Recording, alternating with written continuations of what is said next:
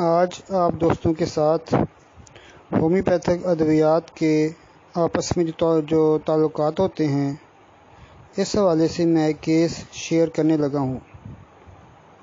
ایک مریضہ آئی جس کو بلیڈنگ بہت زیادہ ہو رہی تھی۔ اس کو علامات کے مطابق ایپیکاک 200 طاقت میں استعمال کروائی۔ چند دن استعمال کرنے کے بعد مریضہ کی بلیڈنگ رک گئی اور تقریباً 10 دن کے بعد اس کا شوہر میرے پاس آیا اور کہا کہ ڈاکٹر صاحب بلیڈنگ تو رک گئی ہے لیکن بلیڈنگ بہت زیادہ ہونے سے مریضہ کو کمزوری ہو گئی ہے، اس لیے اب آپ کمزوری کو دور کرنے کے لیے کوئی دوائی دیں۔ یاد رکھیں کہ ہومیوپیتھک میں خون بہنے کی وجہ سے ہونے والی کمزوری کو دور کرنے کے لیے سب سے بہترین دوا چائنا ہے۔ میں نے چائنا دینے کا سوچا اور ساتھ یہ بھی سوچا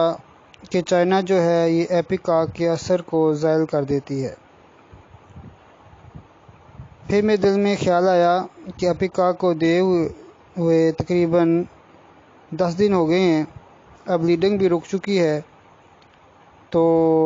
10 دن کا وقفہ آ گیا ہے تو اب چائنا دینے میں کوئی حرج نہیں۔ تو میں نے مریضہ کو چائنا 30 طاقت میں استعمال کروا دی۔ چائنا استعمال کرنے کے بعد تقریباً 2 دن کے بعد مریضہ کے شوہر کا فون آیا اور اس نے کہا کہ ڈاکٹر صاحب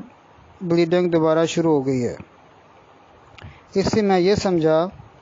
کہ چائنا نے جا کے ایپیکاک کے اثر کو زائل کیا جس سے بلیڈنگ دوبارہ شروع ہو گئی۔ یہ واقعہ میں اس لیے بیان کر رہا ہوں کہ نئے ہومیوپیتھ ڈاکٹرز جو علامات کو یاد کر لیتے ہیں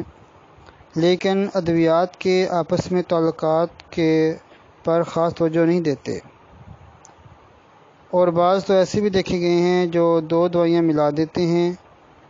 وہ دونوں ایک دوسرے کی دافع اثر ہوتی ہیں یا آگے پیچھے استعمال کروا رہے ہوتے ہیں جس کی وجہ سے مریض ٹھیک نہیں ہو رہا ہوتا۔ مثلاً اگر یہی 2 دوائیاں ایک ہی وقت میں مریض کو استعمال کروا دیں تو مریض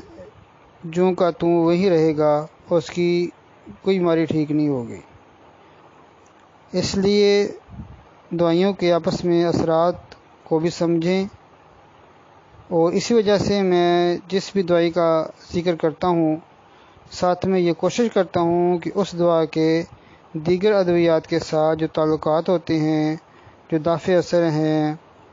یا اس کی متضاد میڈیسن ہے یا مخالف ادویات ہیں،